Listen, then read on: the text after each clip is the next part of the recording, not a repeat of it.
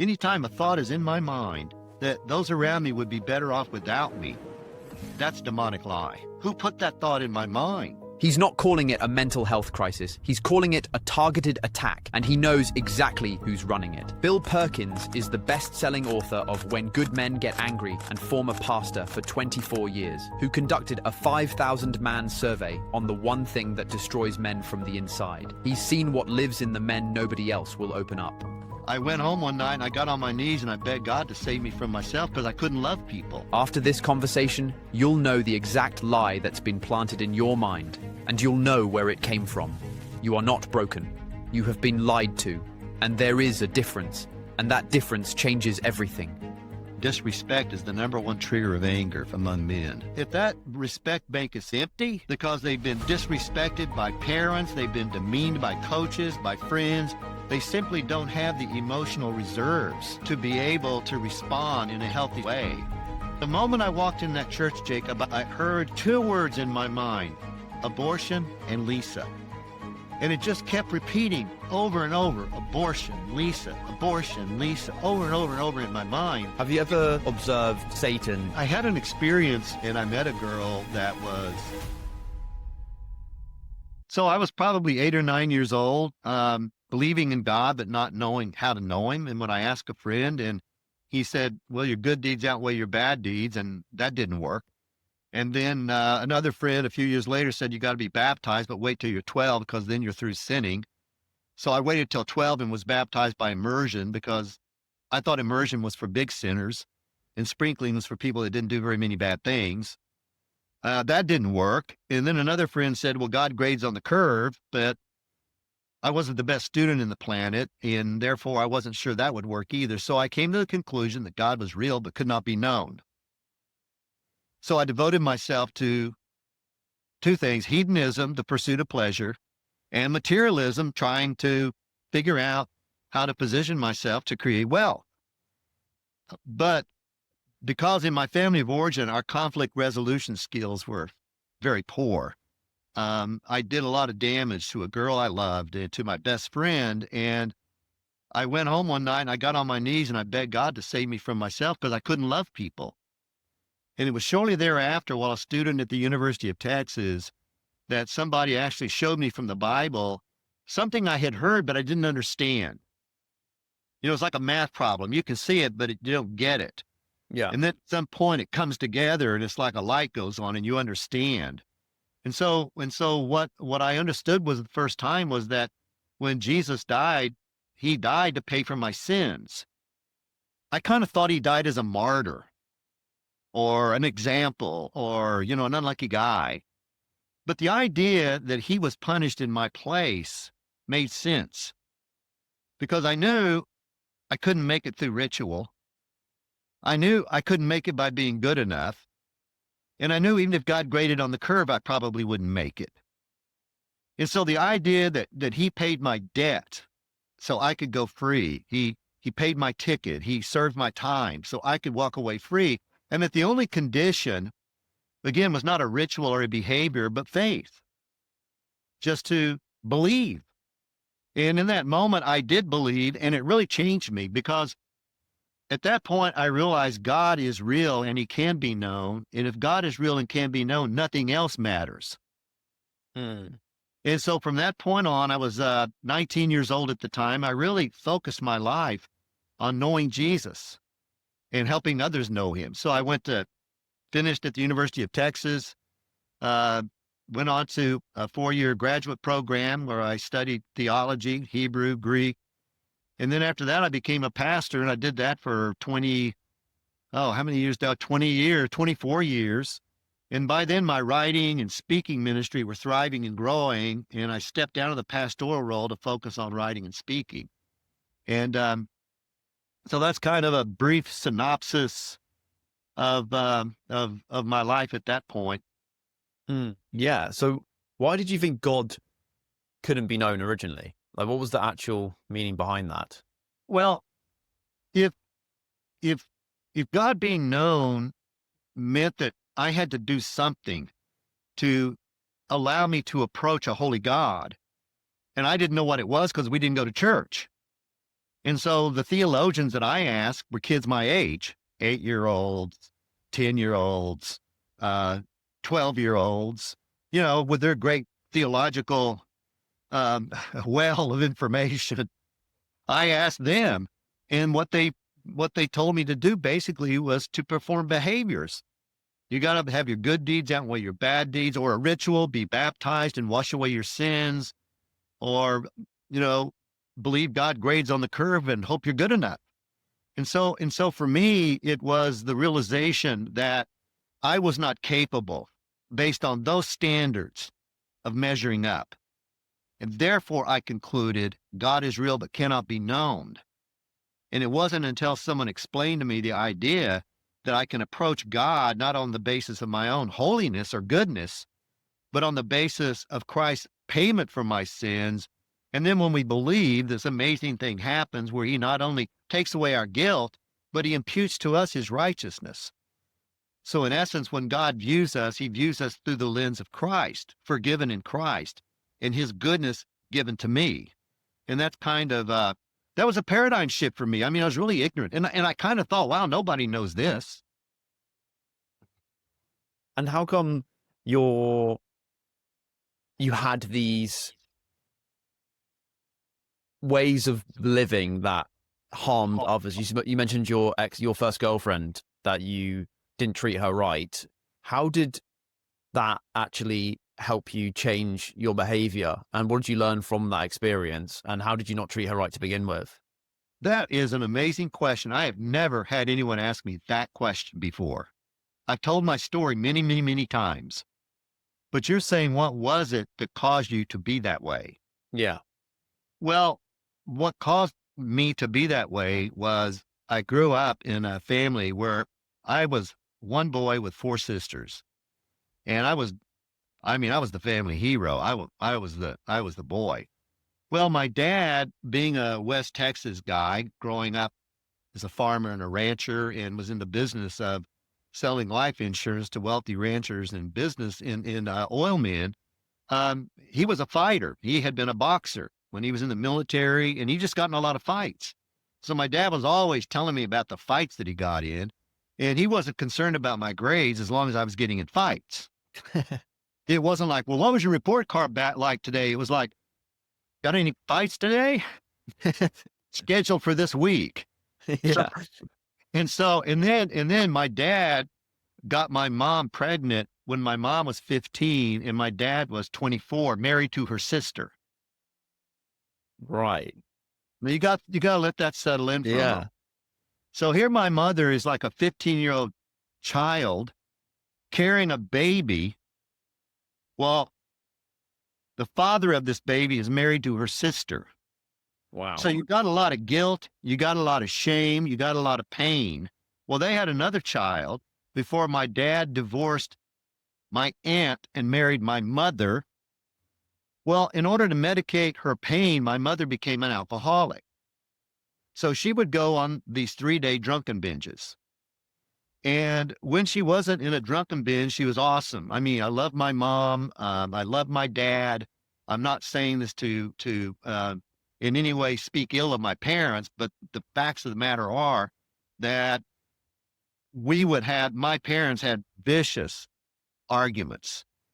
And basically, it was a winner take all. So the person with the meanest tongue survived. Hmm. And my mother held the crown until I got older.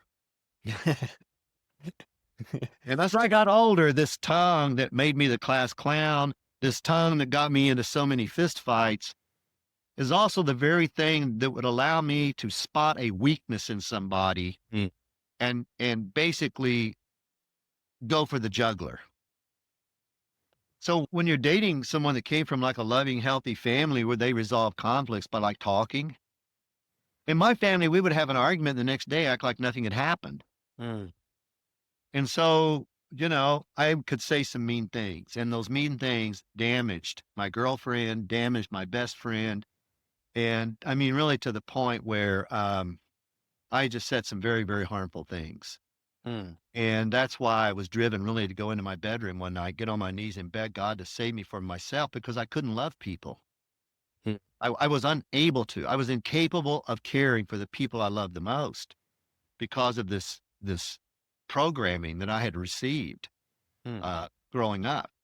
And that's Yeah. why then shortly thereafter, when I was a student in Texas and got involved in a student Christian ministry there, and someone explained to me about, how to become a Christian, a follower of Christ, it just made sense to me because I knew I would never be good enough.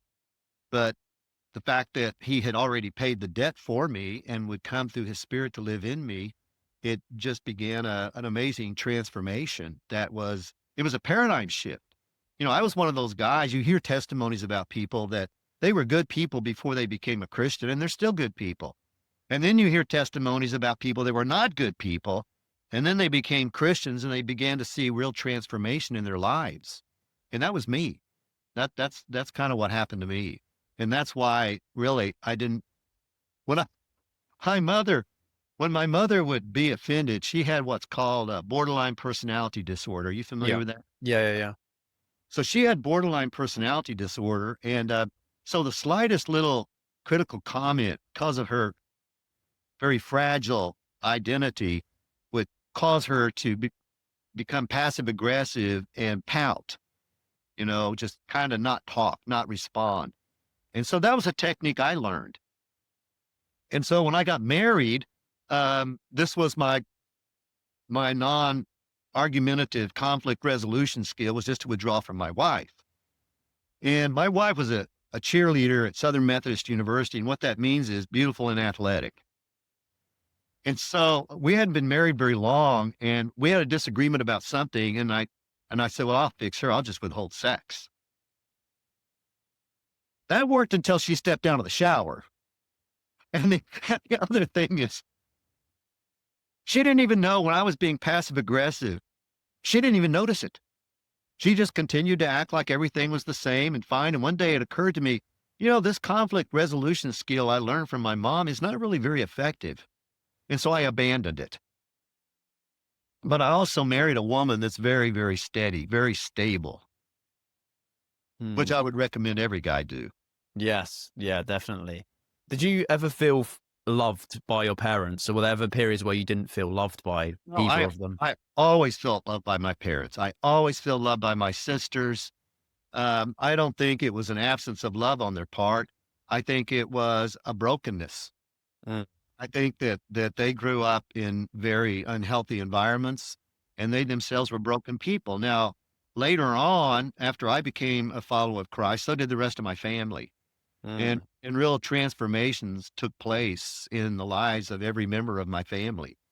And it's really amazing to me, considering the background that I grew up in, as well as my four sisters and my mom and my dad, that all of us would be affected that way. Mm. And maybe Was it's because, go ahead. was it all like individually finding it? Because Yeah, you were the leading domino, but was it like they found Christ at different stages of their lives at different times, not all at the same time, just because it you tended did? it tended to happen over a short period of time, maybe a period of 3, 4 years. But each of my sisters, as well as my mom and dad, they were on their own journey. And I think that I was not somebody who, when I became a follower, I was kind of passive or indifferent or um, hiding what I believed. And I think the fact that they saw the change in me, this was not like nobody can, people may be able to argue on apologetics. They may be able to argue, was Jesus really raised from the dead? Are the biblical documents really reliable? But one thing you cannot argue with is transformation of life. And when you see somebody one way and then you see them another way a year or two later, and they tell you it's because of what Christ has done for them, how do you argue that? You can't. Mm. Yeah, and were they?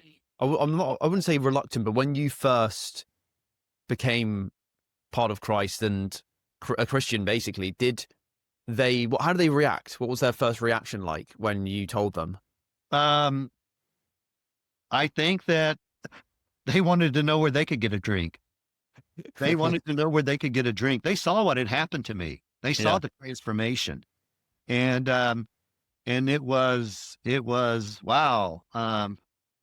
How can we find this? And we Mm. started attending a church that really, had a very young pastor, 33, former athlete, collegiate basketball player that really connected with our age group and could really relate. And I think that created an environment where they were able to um, comfortably and at their own pace come to faith. Mm. Yeah. And you said about the passive aggressive thing in regards to when you would try and have conflict resolution with your wife and it didn't work. What changed as a result of not doing that silent treatment and that passive aggressiveness in your relationships, and what did you replace it with instead, even if your wife didn't notice that you were being passive aggressive to begin with? What's interesting is my little sister would respond the same way when I would pull that trick on her. And Cindy just was the same way. I think that I think part of it is just the maturing process. I think part of it is is that as you mature, you get wise counsel from people. We saw a counselor shortly after we were married. We worked hard, and one of the things I had told God after I really kind of destroyed the relationship with this girl I loved, I told him if he ever gave me another woman to love, I would never hurt her. Mm. And now, in over 50 years of marriage, I can say that I've never said anything to Cindy that that was aimed at really doing the very severe emotional damage to her. I'm not saying we haven't had disagreements. We're humans, Mm. but I got a wake up call. I experienced a lot of pain because of what I had done, and I don't like pain. It's just I don't like pain, and the pain was severe enough that I was determined it wasn't going to happen again. Mm. And in terms of causing pain, how would you recommend not doing that to your loved ones? Because once if you accidentally cause pain to someone, what does it look like to not cause pain versus actually causing pain to someone in a relationship? That's a great question, and of course, you can get a wide range of answers. My focus has been on the teachings of Jesus, um, and the Sermon on the Mount in specific. And the guidance that he gives is bless those who curse you, pray for those who abuse and persecute you, um, forgive as you've been forgiven, um, don't judge. I think that if I speak one time to an audience, one time, I'm going to speak about what Jesus taught about forgiveness. Mm. Because I think a key to healthy relationship is to have to be able to forgive people. And some people will come back and they'll say, well, you just don't know. It just keeps happening, what they do to me. And of course, there are abusive situations that people need to get out of. Yeah. Okay. Um, but Jesus said, if someone sins against you 7 times in one day and comes back and says, I repent, you're to forgive them. Well, Jacob, if somebody offends you 7 times in one day and comes back and says they're sorry, probably about the second time, you're not going to think their apology is sincere. And Yeah. therefore, you're going to feel justified in withholding forgiveness until they're serious about changing. Jesus says we forgive regardless of the sincerity of the apology because we possess the nature of God, and his nature is to keep on forgiving. Now, that doesn't mean withhold consequences. It doesn't mean that the relationship stays the same, but it does mean that I need to release. And I think that forgiveness is key to a healthy relationship. Mm. And say you forgive them, are you still allowed to release yourself from that relationship? So say they did something wrong to you and you did forgive them, even if they did it 7 times, are you still then able to back away from that relationship? You mean boundaries? One of the Yeah, or bound- like, or just end the relationship as a whole. Is that Yeah, still? I'll give you an example. Wait, hold that thought. I'm genuinely so grateful that you've stuck around with us to listen to these fascinating insights from the guest so far. If this episode has given you one piece of knowledge which has helped you understand yourself and the world a little bit better than before, the absolute best way to support us is to pay it forward and hit the share button right now. Don't let this knowledge stay hidden. Please send it to one person who will benefit from this episode. Thank you so much. Let's dive back into the rest of the episode. I had a man on my leadership team that I had really helped succeed in his endeavors. I was without a question the most influential person in what he was doing. And there were two situations where this guy basically undermined me. And the first time was with a leadership group, and the second time was actually when we were at a very large conference and had a private audience with the keynote at this particular event. And he undermined me there in the presence of these other people. And this leader asked the other people how long they had known me, and they'd known me longer than him, and asked if they trusted me, and they said without question. And then this leader said to this man that had undermined me, he said, "You need to get off the team." So when we came back to Portland, I met with him and I said, I love you and we're great friends, but our relationship's over. It is over because I cannot trust you to cover my back. And as much as I care for you from this point forward, hey, I'll be friendly to you, but we're not going to be in close relationship anymore. Because, if there is somebody, if we maintain a relationship with somebody that continues to damage us, then we don't have a sense of self-worth and identity and a strong confidence in ourselves. Yeah. And I mean, I'm willing to absorb a lot, but on the other hand, it's very important to have boundaries. And I think that's, there's a lot of books that have been written about this. One of my books, Fatal Attractions, I actually have a whole chapter on the idea of codependence, and that is always rescuing another person, always suffering abuse at the hands of, say, an addict without ever making any clear boundaries. And a lot of the coaching I do with people is teaching them how to set boundaries and enforce those boundaries. Mm. And how do you force the boundaries? What's a way of forcing boundaries? Well, I'll give you an example. When my dad, they lived in Texas and I'm in Oregon. So if you go Texas, New Mexico, Arizona, California, Oregon is north of that. And my dad had a stroke. And with my sisters, we had all agreed that when he needed care, he would live with me and mom would live with one of them. So my mom, she called me up one night and asked if dad could visit. And I said, absolutely, but it needs to be a round trip plane ticket. And this really triggered her. And she got very upset with me. And I said, and she goes, well, no, we were thinking about him staying. And I said, well, I need to run that by Cindy and she needs to give the okay. And she goes, well, who leads your family? And I said, well, I lead my family. And the way I lead my family is I don't make any decisions that are important without Cindy's buy-off. Mm. Yeah. And so my mom was very hostile with me. And we had several other conversations where she was hostile. And I told her one time, Mom, I love talking to you, but if you speak to me disrespectfully, I'm going to tell you, I love you. When you want to talk respectfully, call me back. Goodbye. So the next time she called, she started that, being disrespectful. And I said, Mom, I love you. But I also want you to know that if you're going to talk this way to me, I'm going to go. And so I'm going to go. And when you're ready to talk respectfully, call me back. And I said goodbye. It never happened again.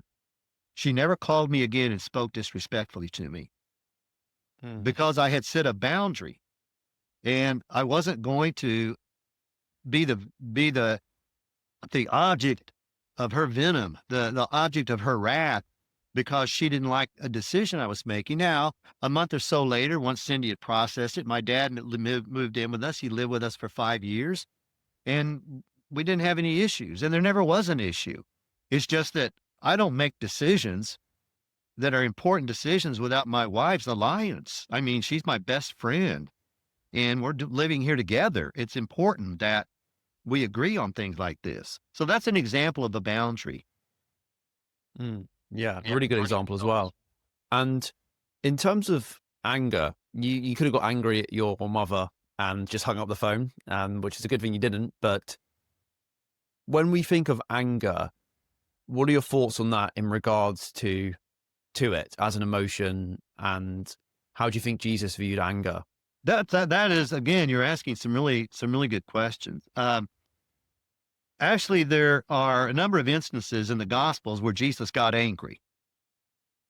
At the beginning and end of his ministry, he cleansed the temple because they had turned it into a den of thieves. It was a marketplace, and he was angry. He got angry on another occasion where there was a man with a withered hand, and he was in a synagogue, and he healed that man. He asked the religious leaders if it was permissible to heal on a Sabbath. And the reason is they're not the law, but their regulations, their add-on rules said, don't work on the Sabbath. And so he had the man stand up in the middle of them, and he healed the man right in their presence. And the text says that he felt compassion and anger because of the hardness of their heart. Now, I've written a book called When Good Men Get Angry. And in that book, I really discuss more thoroughly Jesus's interaction in regards to anger. But what's interesting to me, I did a survey of 5,000 people off of a blog I send out. And I did a survey of men, and I asked them, how often when you're angry, do you also feel compassion at the same time? It's not something that happens very often. Because when we're angry, we have no empathy. We're not understanding the other person's point of view. We just want to lash out at them, right? Yeah. So with Jesus, what we have is this mixture of compassion and anger at the same time, but it was not because of something done to him. His anger was because of something that was being done to another person. Another example is when mothers were bringing their children to Jesus so he could bless them. And the disciples were holding them back. And in that instance, it says that he was angry with them because of the way they were treating these children. And of course, it's a very famous story and image of Jesus holding the children, and unless you become like a little child, you can't enter the kingdom of heaven. But there's another example of where he saw the mothers being disrespected and their children being minimized, and that angered him. So when we talk about anger and process and expression of anger, and if we're going to follow the example of Jesus, James, the half-brother of Jesus, in the book of James says, be quick to hear, slow to speak, slow to anger, because the anger of man does not achieve the righteousness of God. Meaning that when I'm angry, I'm not going to be as righteous as Jesus, mixing compassion with my expression of anger. So I would say that Jesus said in the Sermon on the Mount, you heard it was said to your ancestor, if you commit murder, you have to answer to the court. But I say, if you're angry with your brother, you have to answer to the Sanhedrin. So anger is an emotion that is real. We experience it, but we need to process it in a healthy way. And we need to be very, very careful how we express it, because one word can be a shotgun blast that does irreparable damage to another person. Yeah. And how do you process anger then? Oh, I just never get angry. But for someone who does get angry. You mean if I did get angry, how would I process it? Oh, okay, Yeah. good. All right, I can go there. I really make an effort to ask questions and to try to get into the other person's perspective. I believe that the best way to diffuse anger is compassion. And compassion is cultivated by understanding. And normally when I'm angry at somebody, it's because they don't agree with my position, or they've spoken to me disrespectfully. And on those men that I surveyed, by the way, disrespect is the number one trigger of anger among men. I think what I try to do is listen and diffuse, and in some instances, request that we continue the conversation at a later date when we've both had time to cool down. Mm. And why disrespect, though? Why is disrespect the thing that angers men the most from your survey? What do you think? Why do you think anger disrespect? Why do you think disrespect angers men?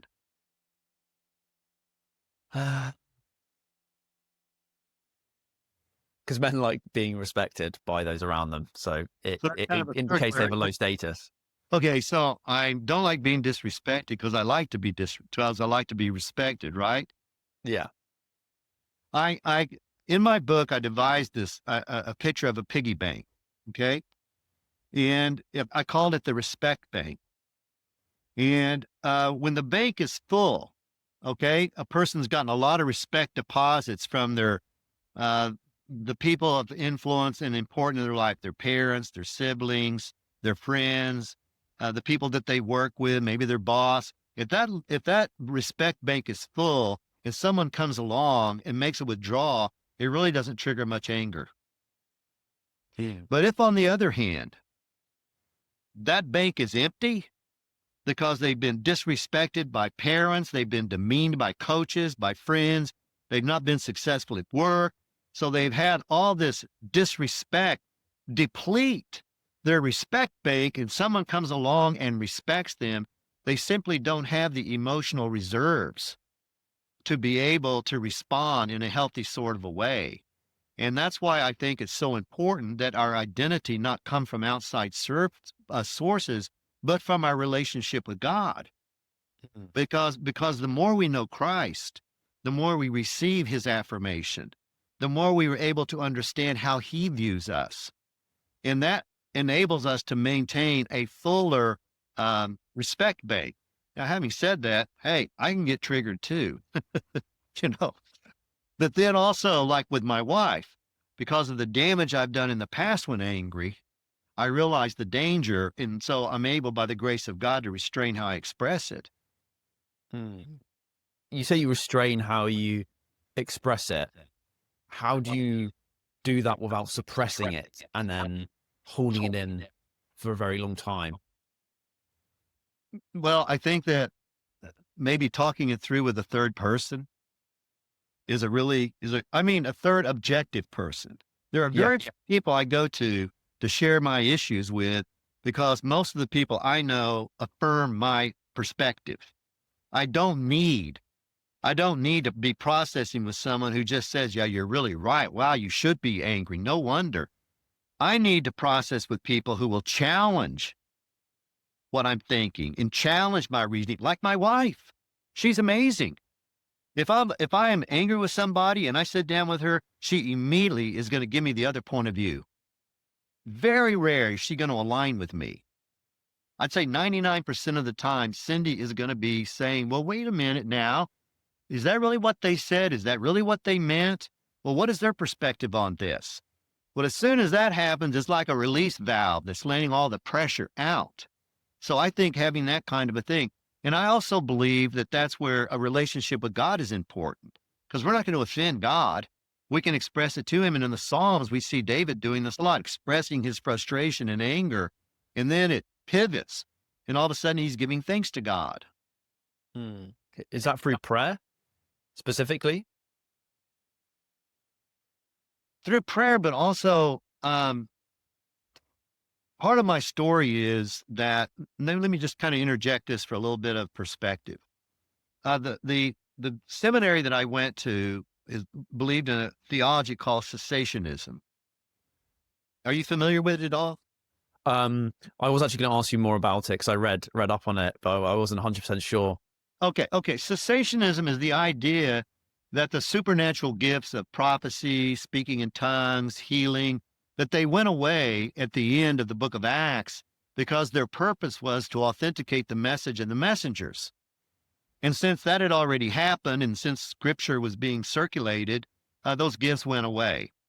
And there's all sorts of biblical lines of reasoning and argument that proponents of that view have. And I believe that God could speak to people. I'd never personally had it happen to me. I knew that God could heal people, although I had personally never prayed for anyone and had them be healed. But I was speaking in an event in Louisiana in 2011, and there were a lot of churches participating. And on Sunday morning, I was visiting one of the participating churches, not to speak, but just to visit the church. And the moment I walked in that church, Jacob, I heard two words in my mind: abortion and Lisa. And it just kept repeating over and over: abortion, Lisa, over and over and over in my mind. And I told the guy who was with me, one of the other speakers, what was going on. And he goes, "Yo, bro, God wants you to minister to Lisa. You got to find her." And I go, "Well, how am I going to do that?" Guy's the soundboard. He'll know. So I go to the soundboard and I say, "Hey, do you know someone named Lisa?" And he goes, yeah, I don't see her now. And I go, "Well, would you connect me with her?" So I went up to Lisa and I introduced myself, and I was very awkward about it. I said, "Look, man, I know this sounds kind of weird, but have you had an abortion?"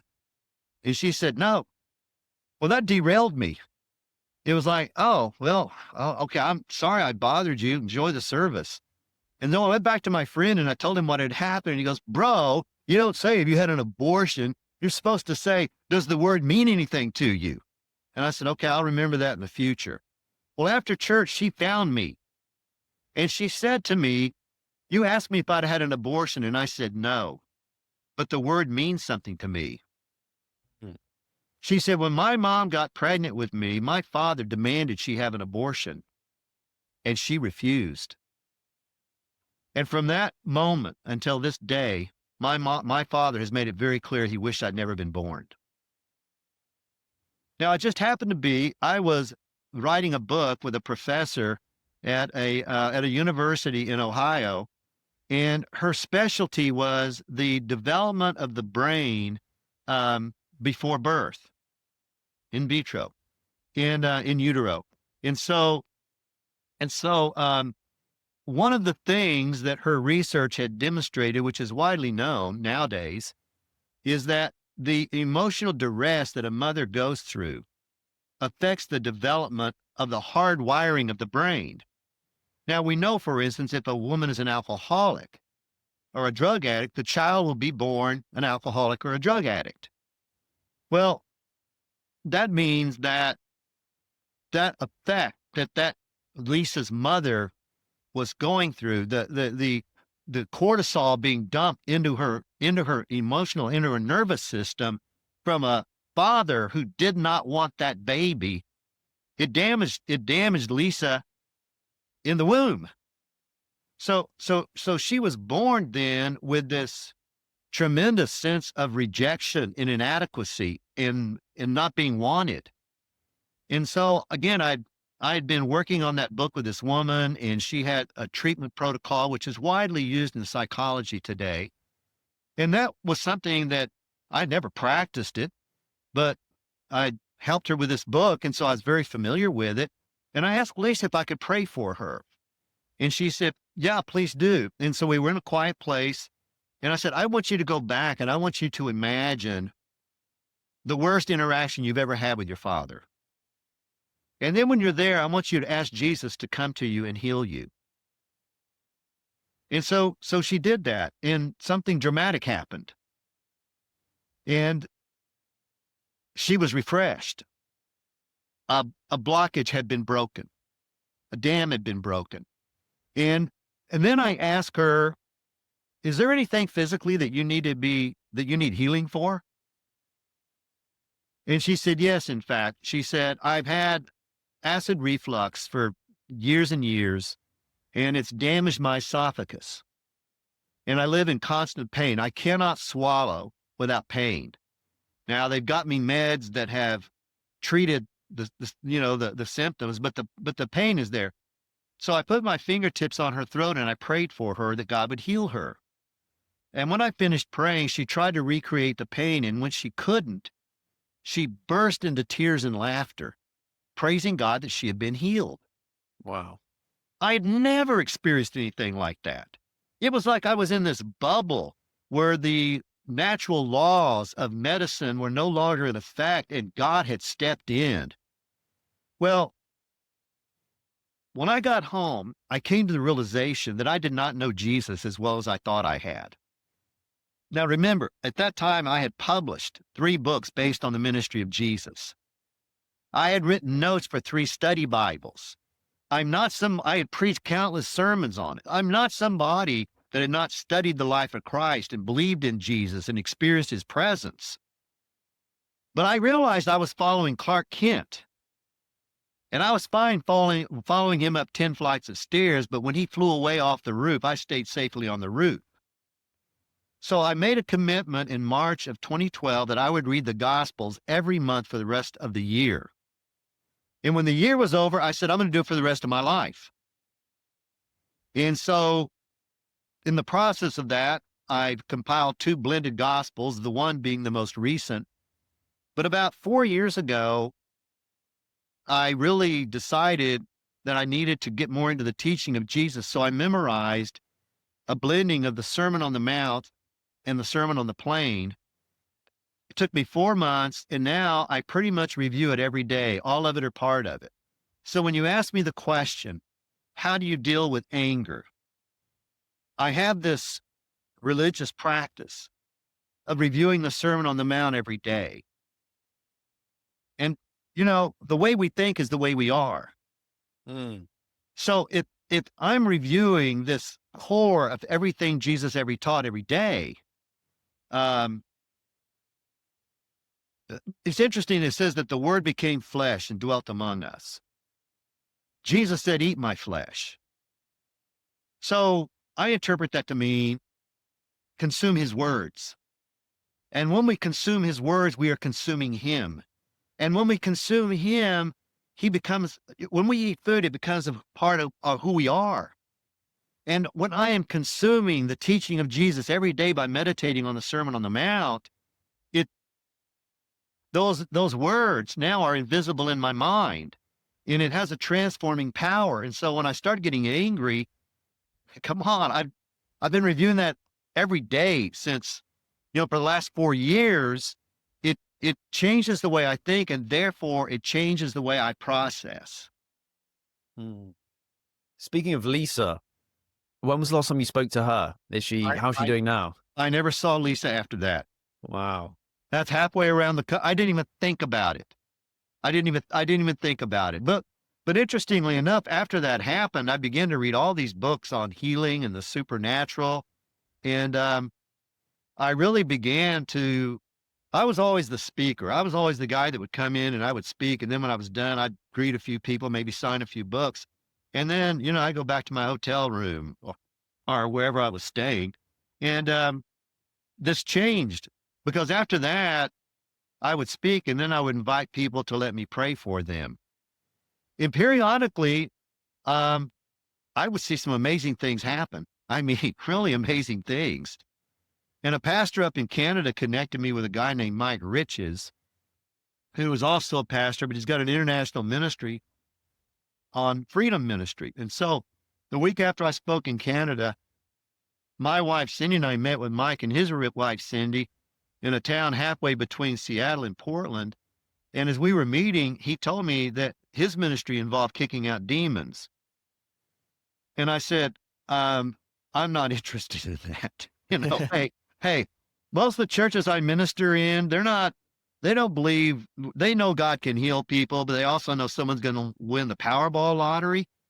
And the healing is about that frequent. And I said, I'm already dealing with the fact that for my whole life, that was not part of my ministry.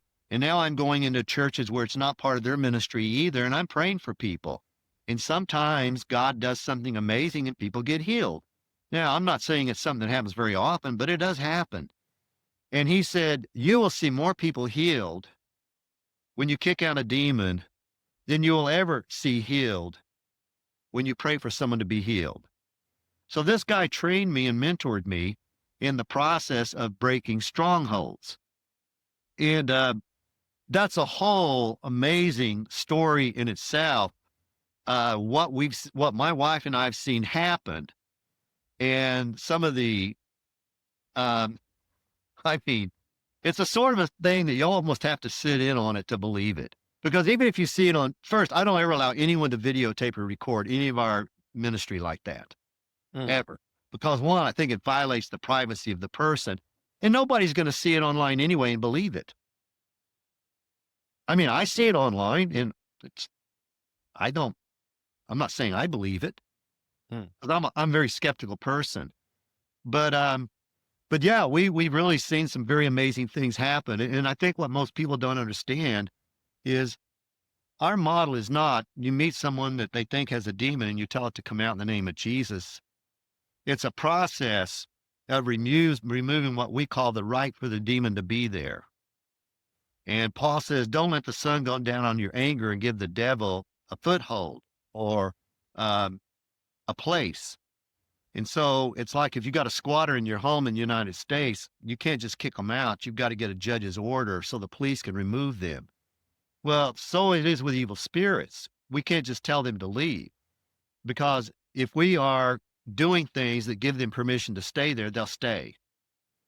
And so the process is finding out one, what are their strongholds? What are the behaviors?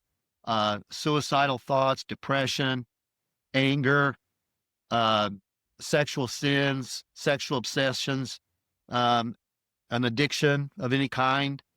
That's like the canopy of a tree, but the real issue is down at the roots. So we ask all these questions to ultimately try to find out who do they need to forgive and Yeah. what behavior do they need to stop. And then we take them through the process of forgiveness. And usually the hardest person for someone to forgive is themselves. Then Why? once that's a really another really you ask very good questions. That's what Matt, Thank my you. instructor, told me. Yeah. Yeah. Where do these questions come from? Just curiosity? Yeah, I guess so. Yeah, it's just in my brain. Yeah. I'll give you an example. Okay. I was speaking in the Washington, D.C. area, and there was a man there that very successful businessman, traveled internationally. And he um, he had confessed to me that when he was a leader, an elder in a church, that he had cheated on his wife with her best friend. And he was going to divorce her when some of the other leaders met with him and talked some sense into him. And he broke off that relationship, stayed with his wife, and now they're in a healthy relationship. But I really could tell that this was a stronghold in his life. And so I asked him when he was dropping me off at the hotel if he would come up to my room so we could talk. And in the process, when it got to the place of asking him to forgive himself, he said, I can't. And I said, well, why not? He said, what I have done is so horrible. Um, it's beyond forgiveness. And my question to him was this, Jacob. I said, okay, let's say his name is Joe. Okay, so Joe, does that mean that in the courtroom of heaven, you sit on the Supreme Court and God is some district judge? And he says, well, no. Why are you saying that? I said, because God has said in Christ you're forgiven. And you're saying, well, I'm a higher authority. And I'm saying I'm not forgiven and I cannot be forgiven. And his response was, well, I never thought of it like that. And so I think a lot of it is a strong sense of distorted justice that makes them feel like they are better because they're withholding forgiveness from themselves, and that makes them morally superior. Whereas what it really does is it is a massive deception that prevents them from experience God's forgiveness, and with that, the ability to be free of whatever has bound them. So taking them through the process of forgiveness, and that's it's really fascinating. The moment that they finally forgive, and I mean, we've dealt with people that have suffered unimaginable abuse, just unimaginable. But once they forgive, there's a shift.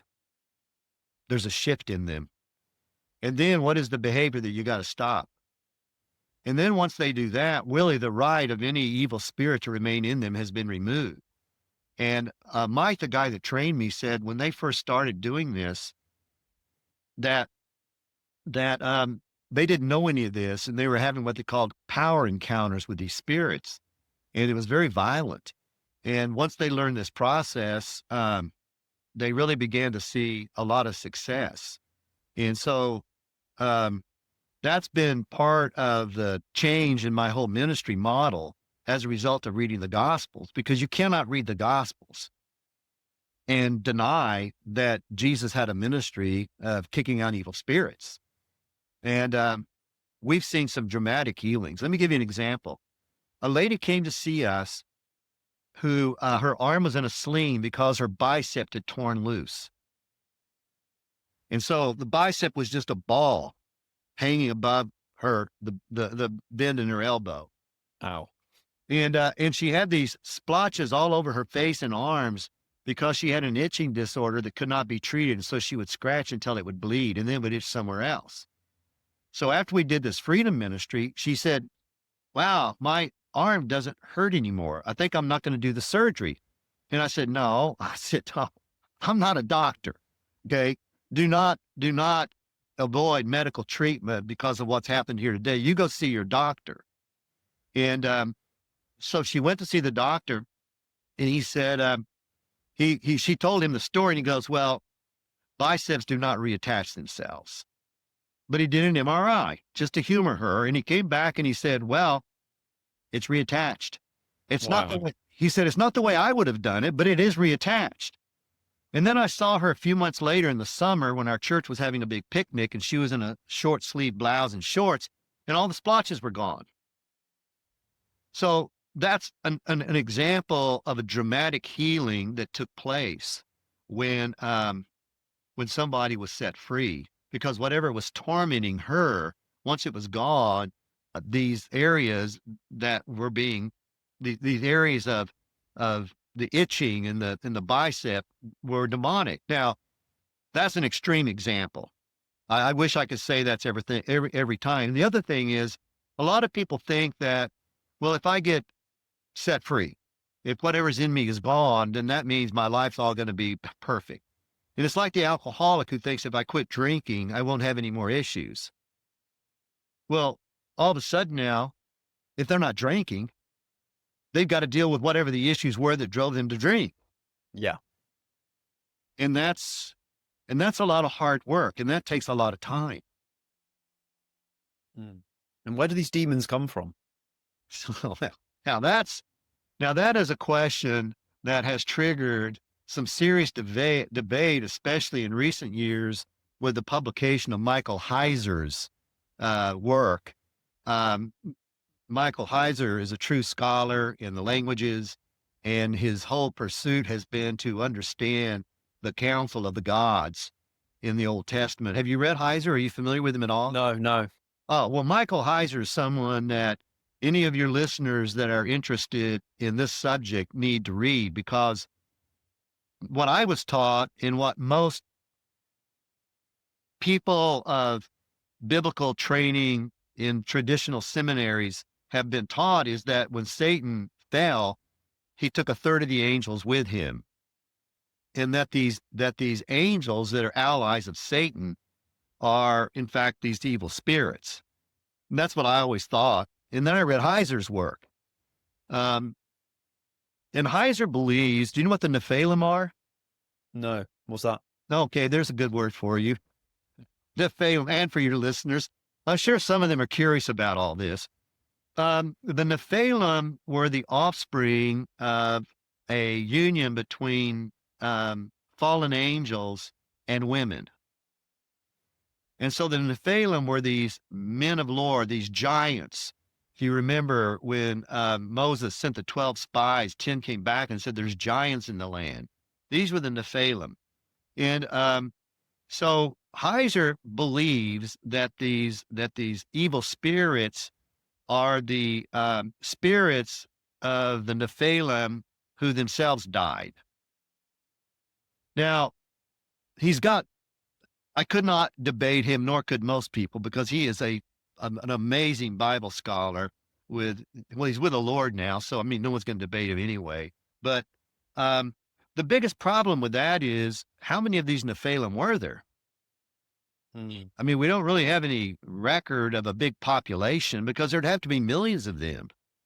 I mean, Jesus cast a legion of demons out of one man. Well, a legion's 5,000. And if there were 5,000 demons in one man and he sent them into 2,000 pigs, so to me, just the number problem kind of. So when you ask the question, my thinking is that they are the angels that rebelled with Satan. And when he was cast down from heaven, they are kind of his servants carrying out his purposes. But there are other points of view that may be right. I'm not gonna. It's not a subject that I'm gonna hold my line hard and fast. Mm. What does it say? The fact that there is almost this nuance in the way it's being read with Heiser, who has a different opinion to other people. What does that say about how it all works, how we interpret things? That is, when I in 2019. I really sensed God telling me to duplicate what I was doing. Well, what was I doing? Well, I was just reading the Gospels every day and going through them every month. I wasn't doing it researching for a book or a Instagram post or an article. I just wanted to know Jesus. And so when I heard the word duplicate, I started meeting with men on Zoom and in person, and their assignment was to read the one, that is the blended gospel I published, and wherever you got a question, put a question mark in the margin. When we get together, let's talk. And what I teach is this. In the scripture, there are very clear statements. For instance, let's take the resurrection, okay? Mary Magdalene was the first person to see the resurrected Jesus. That's clear.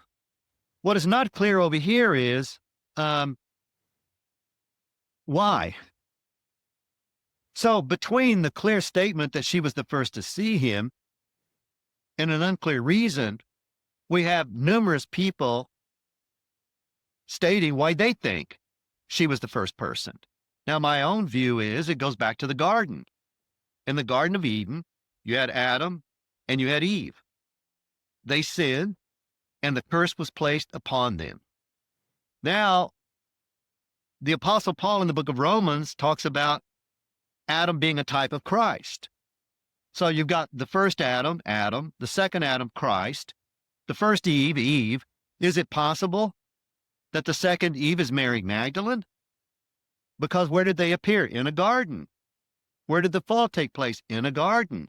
A woman was the first female to see man's fall from grace, and a woman was the first to see man's entry into grace through the resurrection. Now, I think that's a cool interpretation that makes sense and biblically has some legitimacy, but I don't know if that's the reason. So what I really, really teach very emphatically is do not hold hard to interpretations that are between what's clear. We know that there are these evil spirits. We know they're called they're called, the Greek word really is closest to the word demon. We know that they're there. But where they came from, well, here's this opinion and here's this opinion. And before Heiser, I would have been very dogmatic in my opinion. But now that I realize there's a legitimate scholar over here that's done a lot of research on the subject, and he's got a different point of view. And so I think what it means is that we need to hold loosely to interpretations. I mean, people get into arguments. They leave churches over insignificant issues like that. Is that a demon in itself? What now? Is that a demon in itself, being so dogmatic about interpretations and causing arguments and anger You're saying because of that and leaving churches? Well, the half-brother of Jesus really talks about demonic wisdom. And I think that whether someone is actually, well, the big debate is, are demons inside someone or outside someone? That's a big debate in certain denominational circles. Do they inhabit you or are they outside of you? And again, I've got my own opinion on this, but I know how divisive it is. So what I tell people is, well, whether they're in or whether they're out, it doesn't matter. The main thing is they got to go. We got to get rid of them. But I would say that a lot of what we see in the world today and what we experience in that respect is definitely spiritually induced. And I think it is. I just feel like when you think of all the evil that there is in the world and all the conflict that there is the world, question I ask is that from the Holy Spirit? And Uh, what do you mean by is it from the Holy Spirit? If one it's thing is God the one who is initiating all uh, this divisiveness, all this hatred, all this slander, all of this, man's inhumanity to man. No, that's not mm, coming from God.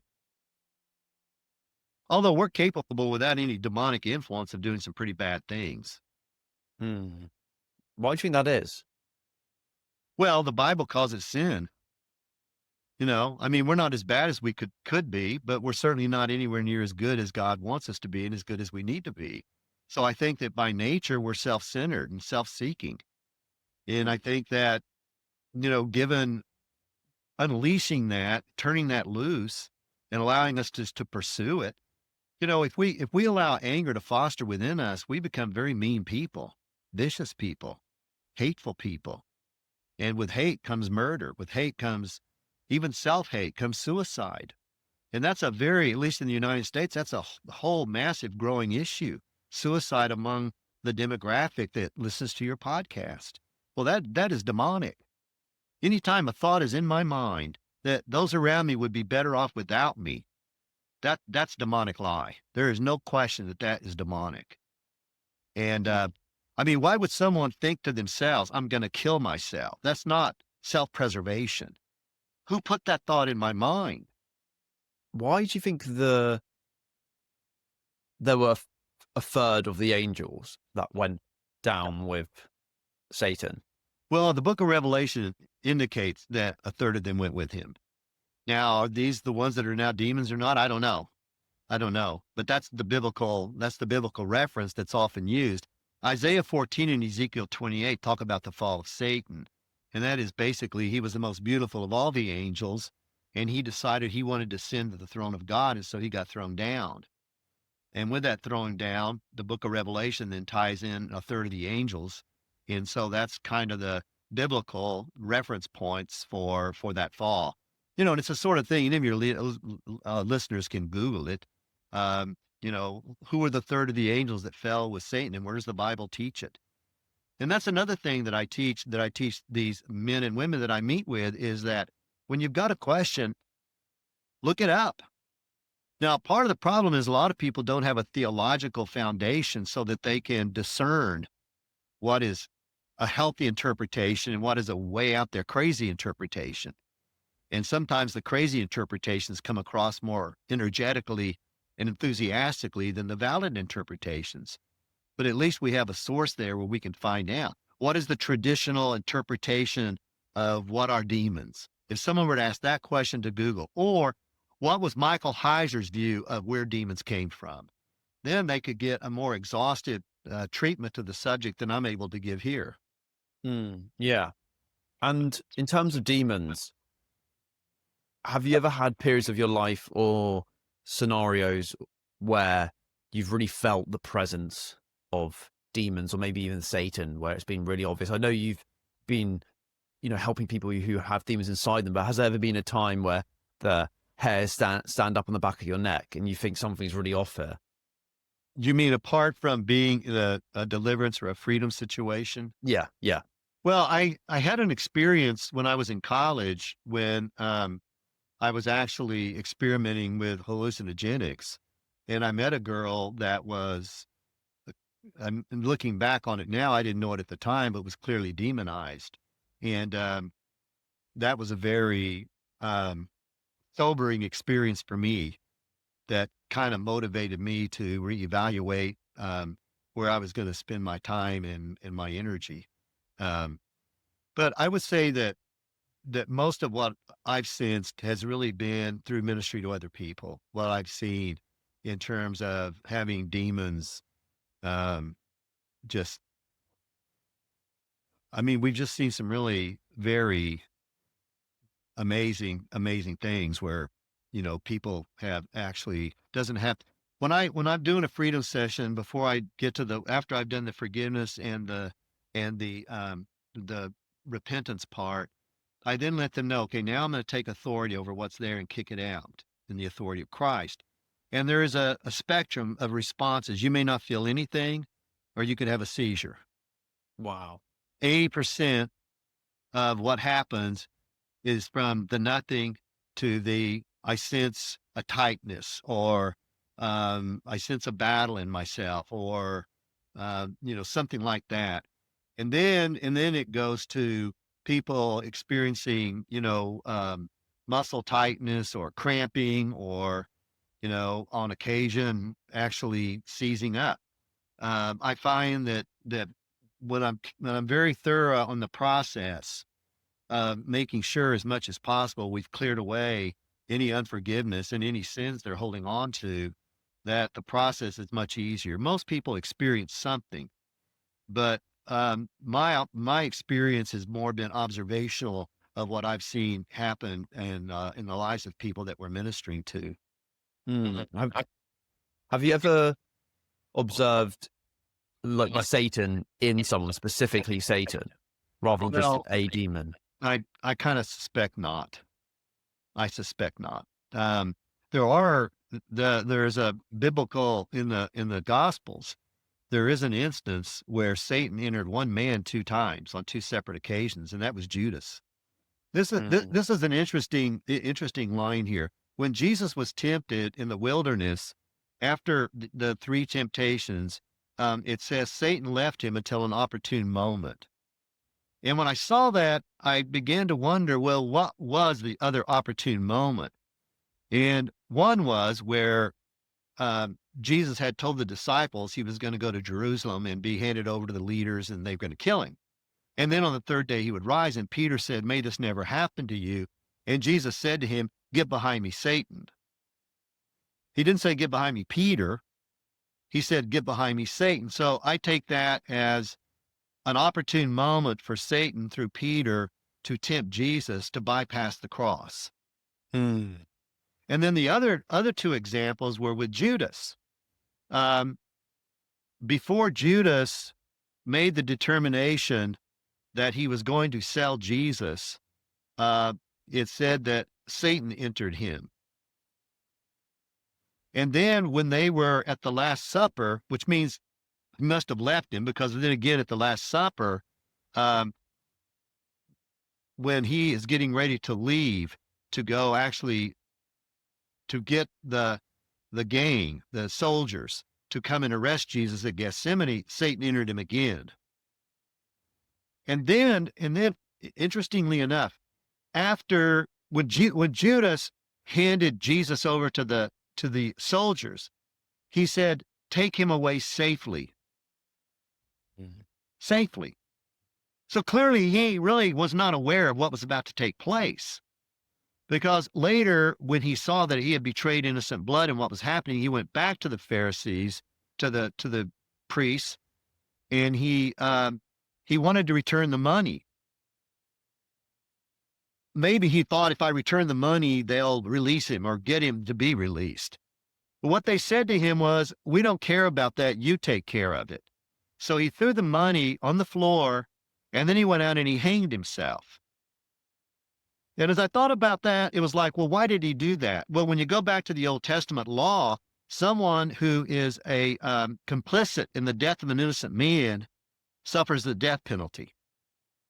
So in a sense, what Judas was doing was, in self-righteousness, bringing the justice of the law down upon himself and hanging himself in fulfillment of the law. You take care of it. We're not going to do anything, but you take care of it. Now contrast that to Peter, who denied Jesus 3 times.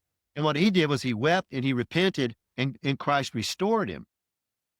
So there it is, a kind of a self-righteous. And even the conversation we had earlier about, well, if I take my life, it'll make a life easier for everyone else. That's a self-righteous attitude. In killing myself, I'm doing something helpful, good. Totally ignoring the trauma that this is going to create for everybody who knows you, Whether they love you or don't love you, they don't want you to kill yourself. Did Right. what were you going to say? I certainly don't think I've dealt with anybody where Satan himself entered them. I kind of think that that would be interesting. I think that the main thing is what I think I'm very skilled at is identifying lies. Mm. Now you do something in an interview, you ask very good follow-up questions. And the follow-up questions cause your guest to have to think a little bit deeper about motive. And so, what I find is that there used to be a time where when I would ask questions, I would kind of allow people to give superficial answers. Like, how are you doing with your purity? Oh, I kind of stumbled last week. Well, that's a cover up. That's a Mm. cover up. In America, when you take an oath in a court of law, you say, I'm going to tell the truth, the whole truth. And so if we're only telling part of the truth, we're not telling the truth at all. We're telling a cover up. And so nowadays, I don't let that pass anymore. I ask follow-up questions because I want to get to the core lie. I ask at some point in the meeting, I will ask a person, is there anything you've ever said or done or have done to you that you've never told anyone? Because what we are most ashamed of is the core of the stronghold. When you say stronghold, does that mean the sin or the demon? That's a great question. Stronghold is a word that's only used by Apostle Paul in 2 Corinthians chapter 10, where he says, while we live in the world, we do not wage war as the world does. Our weapons of warfare have divine power to demolish strongholds. We demolish arguments and every pretension that sets itself up against the knowledge of God. So a stronghold is a fortress where warriors can find safety and from which they can mount an attack. And when Paul says that we destroy these, he says we destroy arguments. Those are the lies, the justifications, minimizations, rationalizations, all the reasons we give to excuse our harmful thinking and behavior. And then we destroy presumption. That's the pride that allows me to believe I can fix it myself. And so part of freedom ministry is basically destroying, exposing the justifications and minimizations and all these false reasons that we give that got us into this mess. Because we have to get past all that to get to the core issue and to find out what's really happening. And why do we have these excuses and these justifications? Is it because we're too scared of ourselves and our sins? Like, why do we come up with these excuses? What do you think we do? I mean, we all do it. To protect ourselves, to, I guess, it's just easier to do that. Okay, And protect ourselves from what? the judgment of others, Okay, our own guilt. From exposure. Yeah. Because if our deepest, darkest thoughts and behaviors and experiences are brought out into the light, we assume we will be rejected. Mm. And so we guard very carefully the things that we are most ashamed of because we do not want to be rejected. And so we hold them very close. And oftentimes therapy helps people deal with this, but oftentimes it doesn't because the therapist doesn't ask enough questions. And I think that I kind of consider myself almost a lie detector. I'm like one of these laser guided missiles that follows the terrain because I've got to get to that first lie that they believe. I've got to get to that core belief that causes them to medicate or to behave in the way that they do that's so harmful and damaging. Mm. And once they tell you the lie, the core belief, how do they then dispel that? How do you help them dissolve that? Well, it's fascinating because in the telling of the lie, just in the telling of it, um, Jesus said that they hate him because they live in darkness and the light exposes their deeds. And so once the light shines into that dark corner and exposes it, and they realize I'm not affected by it, whatever they did or whatever happened to them, I'm not affected by it. Okay. It's okay. Now you've told me. Now it's out in the open. And it's very liberating for people because they've been keeping this a secret from everybody for a very, very long time. And, oh man, just some of the things that people do to, especially to the innocent. Some of these people just had horrible things happen to them sexually when they were children, and that they've never told anybody. And and in the telling, it is the beginning of freedom. And once they tell, there's a noticeable change in their demeanor once it's out and they've confessed it to somebody that they trust. Now, obviously, there are things which, if a crime has been committed or if a crime is being planned, I have an obligation by law. I can't let a child remain in danger or anything like that. Fortunately, I've only faced that instance once, and I did go to social services and I did address that issue. I was offered a lot of money not to, but Wow. I felt God brought me into this relationship to protect children. And but in most instances, that's not the case. And even things that have been done, um, they wouldn't justify going to the authorities. But that's a fear too. I'm going to get in trouble. Yeah. And deal with and cope with and process it when people do tell you these things.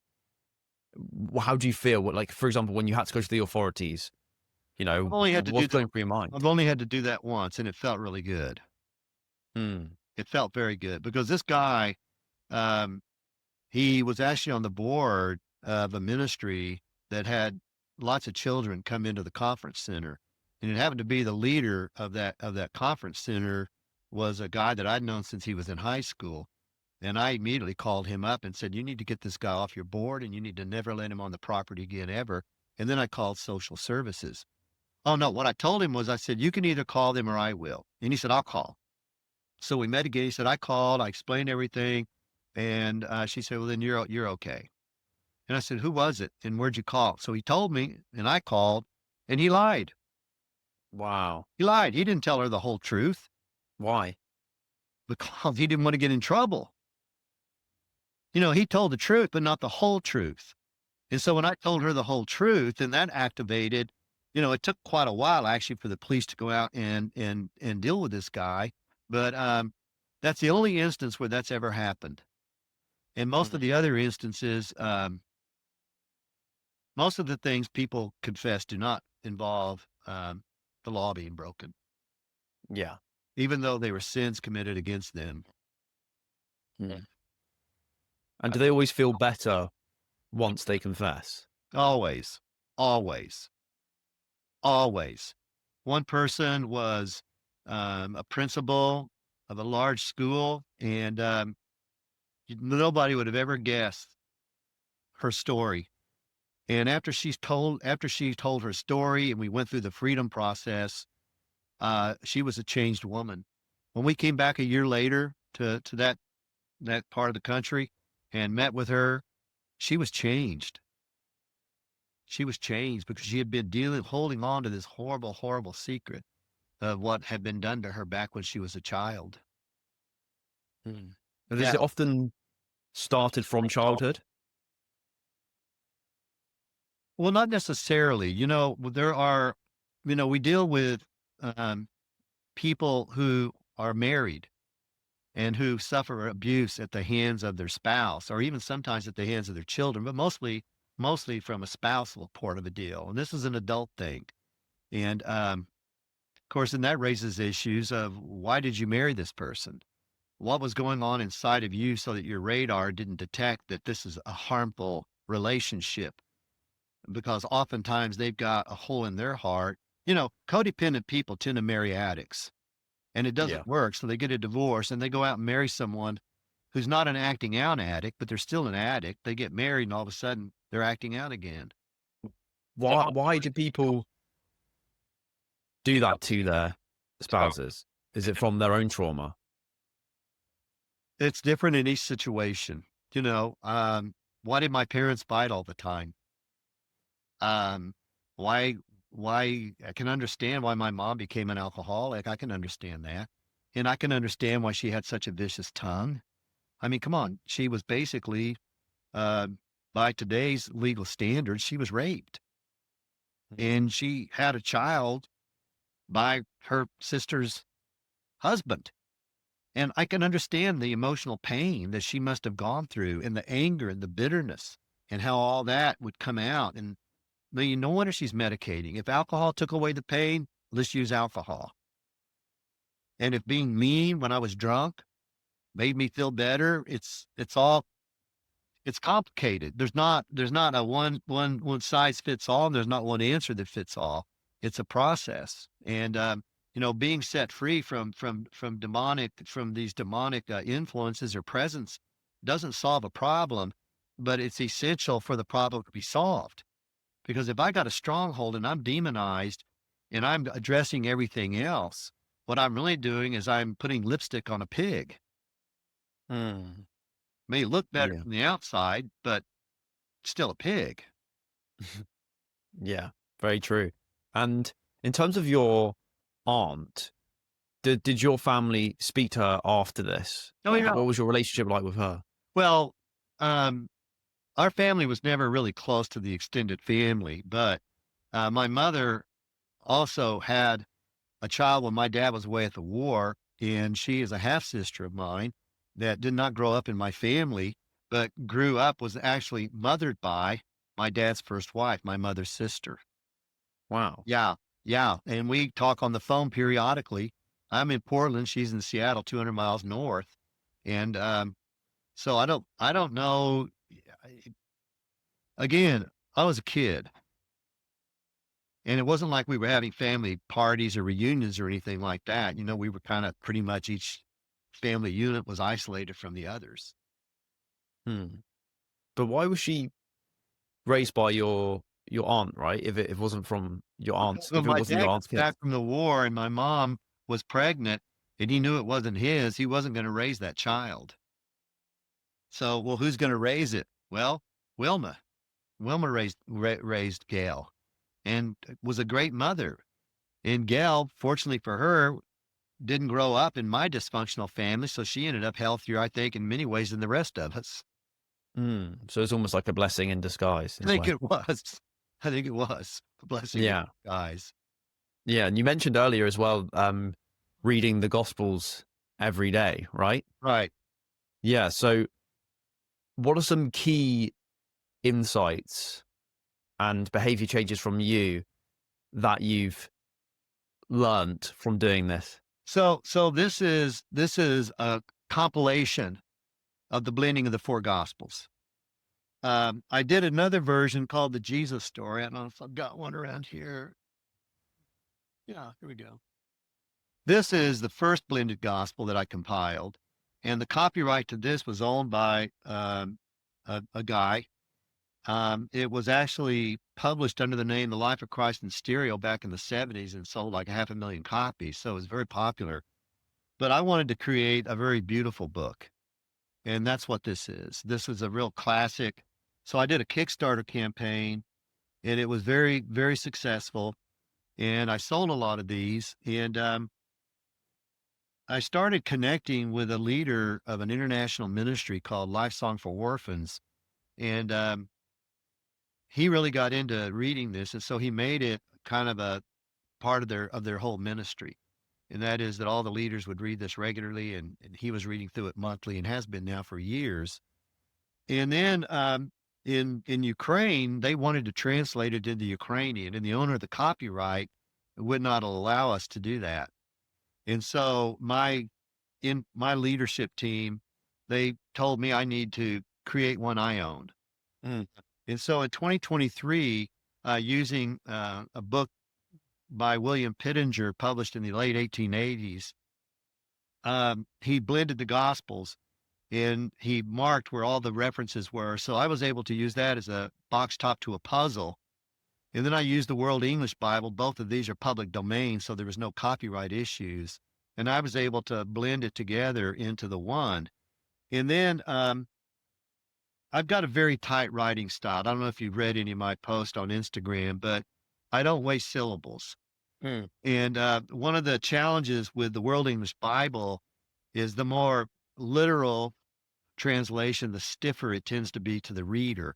And so I went back through this and did a lot with my knowledge of Greek and Hebrew. I'm not a scholar like like, Michael Heiser, but I know enough to be able to be sure I'm using the words correctly. And so we published this in 2024, and it's already been translated into Ukrainian, Spanish, Ukrainian, Russian, um, Farsi, which is now being validated by scholars. We're now working on a Turkish and um, a Polish translation. And just for your listeners to know, it's now available on an app that's free. It is called the One um, Blended Gospels. And if they download that, they can get it. It's got English and Russian and Ukrainian all on one app, both in audio and digital, so they can read it or listen to it. And so all of that kind of has come about like this interview.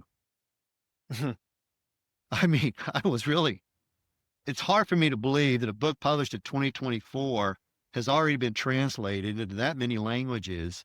I did the audio here in my office. I recorded all of my books, and the publisher that did it is now a friend of mine. So he came over and did all the editing. You know how much time that takes. I mean, Yeah. you edit these interviews, right? Yeah. Well, Yeah. well, I did, but I have to shout out my girlfriend Chloe now, who does do it. Somebody whilst edits helping it. Yeah. Somebody edits it. And when you're reading a book, there's a lot of edits that need to take place, and so he did that. But it's very it's really interesting to see how you can take a photograph of a flower that really nobody's going to look at that and think that you're an artist like your dad. This isn't a landscape. Yeah. It it's it's almost an illusional sort of an image, and yet it won you this award against all those other entrants. And I think oftentimes, what I found in my ministry and my work is that people step up, like this team in Ukraine. They're 20 miles away from where bombs are dropping. Um, they've got a farm. Wherever Life Song for Orphans builds orphanages, they try to build farms. And this is like, I don't know if it's 60 or 160 acres, but they grow strawberries and berries. And they made enough money last year to send Life Song for Orphans $450,000. Wow. So they're funding, not only are they funding this ministry where they take kids from grade school and they will educate them all the way through. If they want a doctorate, they will care for them and educate them. But here they are in the middle of this war zone, and they have found that it's opened so many more doors for a translation, because the Ukrainian and Russian translations of the Bible are not that readable. And so now they've taken this and translated it into a format that it's very popular over there. And now that we've got it on an app and they can get it for free, um, makes it even better for all of us. And something that's happened recently is this whole. I had a guy about 4 or 5 years ago really challenged me to start doing reels and posting, and I didn't feel that I had a reservoir of information where I could do that. And then I was approached by a businessman, that my writing really needs to be more widely viewed, because I'm a writer, I'm a speaker, I'm somewhat of a comic, but what I am not is I am not a businessman. The Bill Perkins, the other interview would be a very different kind of Yeah. mind. Okay. Um, and so he had built $1 billion company. And so this was a guy that had worked with him before, and he hired him as a consultant, who hired a social media guy to have me start writing these 2,000 character posts for Instagram. And I'm having more fun writing these posts than any writing I've ever done, because I'm gaining fresh insights. Now, here I've been reading the Gospels every month since March of 2012, memorized the Sermon on the Mount, review it almost daily. And yet now I'm seeing things in the Christmas story. For instance, I'm posting some stuff about Christmas that your listeners, your viewers have probably never seen. Like, the Star of David is not what you think it is. What isn't? In all the images, the Star of David is a star over a manger with shepherds and the Magi, the wise men who are all there, and Mary and Joseph, and they're all around the baby Jesus who has a halo over his head, but this blazing star is overhead. But that's not the way the Bible tells the story. The way the Bible tells the story is that the Magi came to Herod and they said, "We saw the star. Where is the new king?" Herod didn't know, so he asked the priests, and they said, "Bethlehem." So the Magi go out, and it says when they got out there, they were overjoyed because the star, in a sense, reappeared and directed them to a house where they saw the mother and boy. The word for boy does not mean infant. It means like a toddler. So clearly the star did not appear over Bethlehem, because we also find that on the 40th day, they took Jesus into the temple in Jerusalem for purification. And then it says they moved back to Nazareth, to Galilee. So they were in Galilee, not Bethlehem. The star, because it said that the Magi found him in a house and he was a boy. Well, the word for boy is not used for someone 40 days old. That would be infant, right? So the star, throughout the Bible, God appears as what they call the Shekinah glory. When he appeared to Moses as a fire in the bush, when he appeared in the wilderness as a fire at night to guide them, and a cloud in the sky. Ezekiel, when he was leaving, there was this fire. We see that at the Mount Transfiguration, the glory of God around Jesus.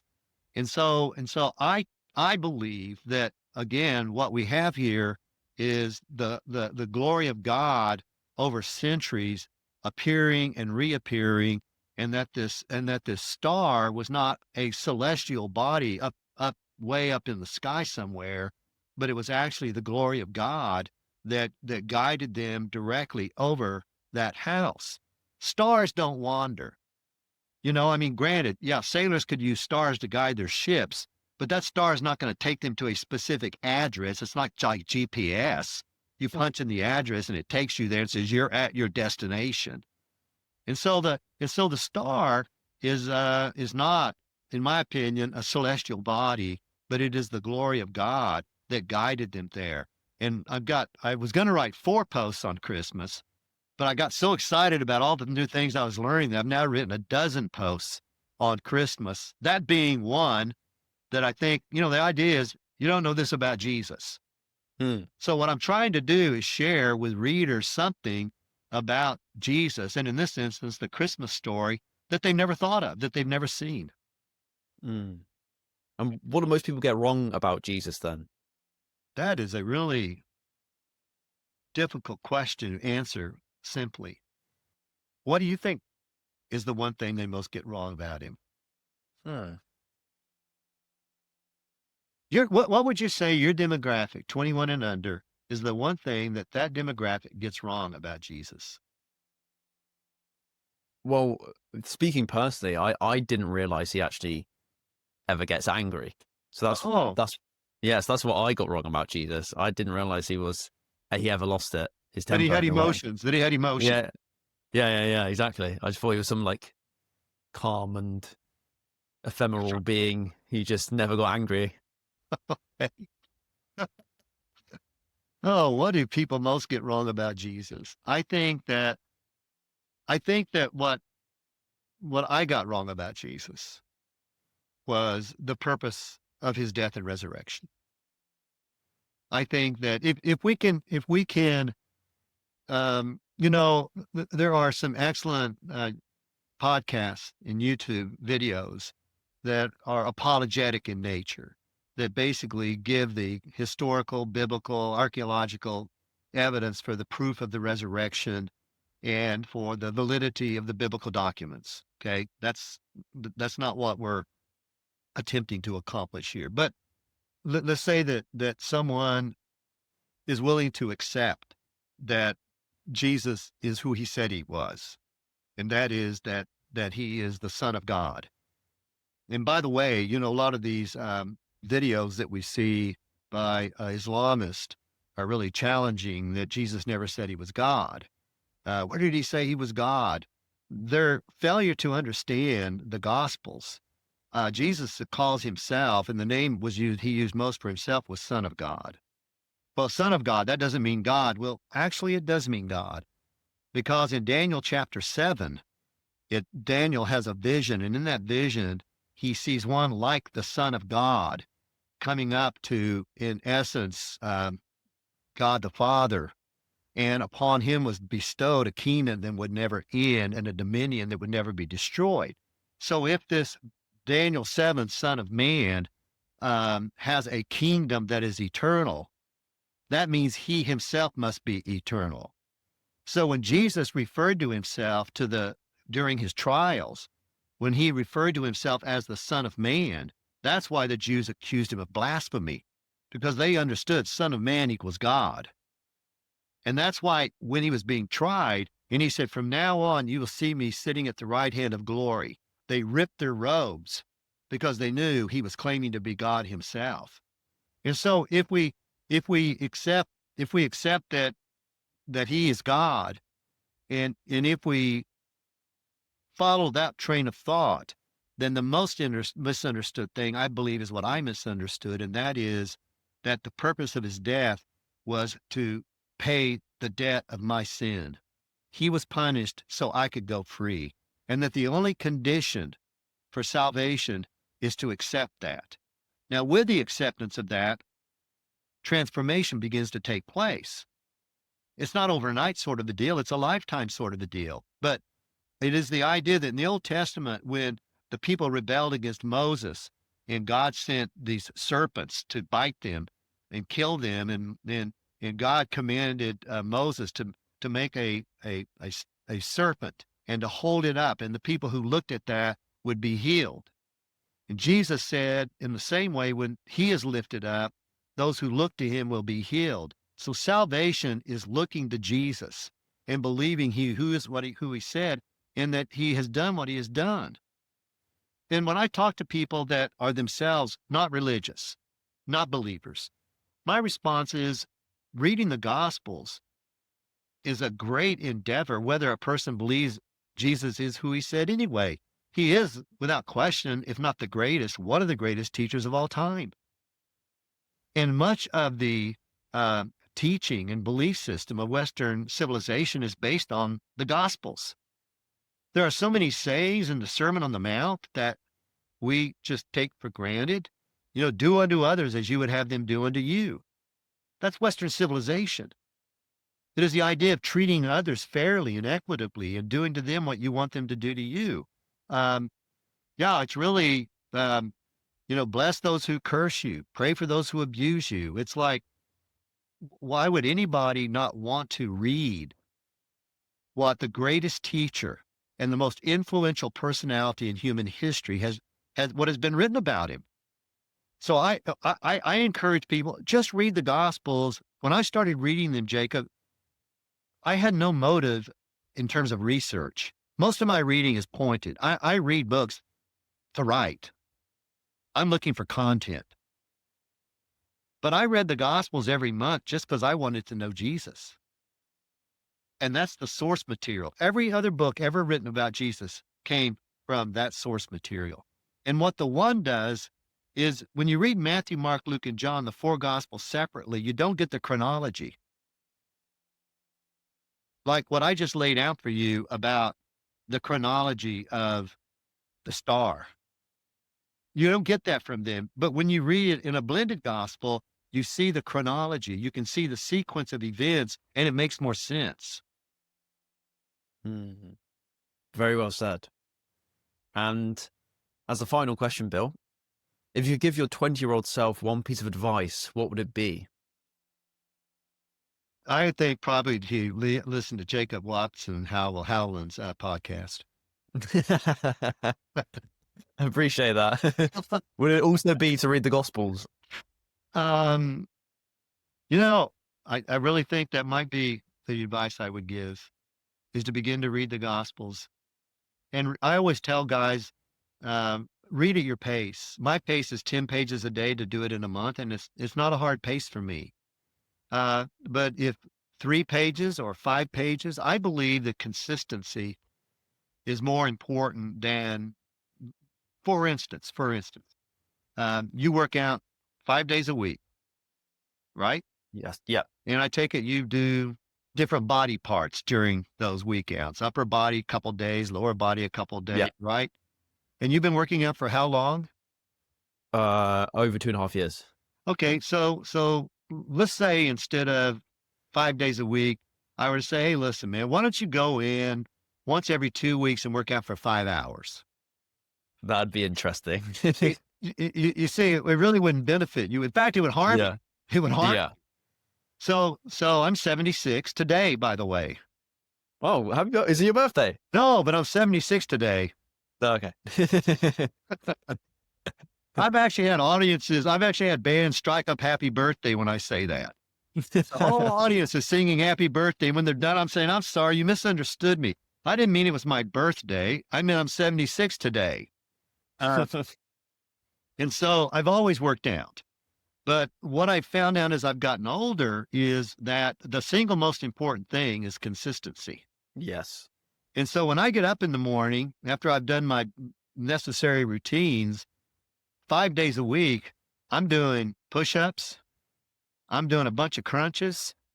I'm doing, I've got a flex bar, one of these deals like this. Yeah. I'm doing 10 exercises with a flex bar.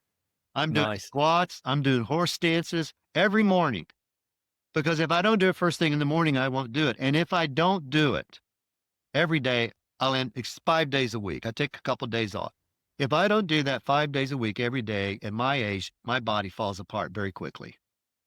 So consistency is key. So I would say, in terms of reading the Gospels, the key is just to read a little bit each day.